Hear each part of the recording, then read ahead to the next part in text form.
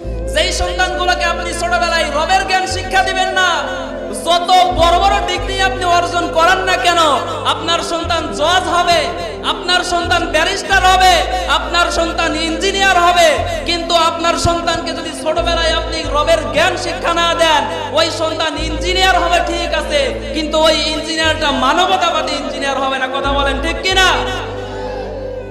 আপনার সন্তান ইঞ্জিনিয়ার হবে ঠিক আছে, কিন্তু কাজ করার সময়, কনস্ট্রাকশনের কাজ করার সময় রটের বদলে ওই সন্তানটা বাঁশ ব্যবহার করবে। কথা বলেন ঠিক কিনা? আপনার সন্তানকে আপনি ছোটবেলায় রবের জ্ঞান শিক্ষা দিবেন না, তাওহীদের জ্ঞান শিক্ষা দিবেন না, আপনার সন্তান ডাক্তার হবে, ওই ডাক্তার মানবতাবাদী ডাক্তার হবে না, ওই ডাক্তার হবে ডাক্তার নামের কসাই। কথা বলেন ঠিক কিনা?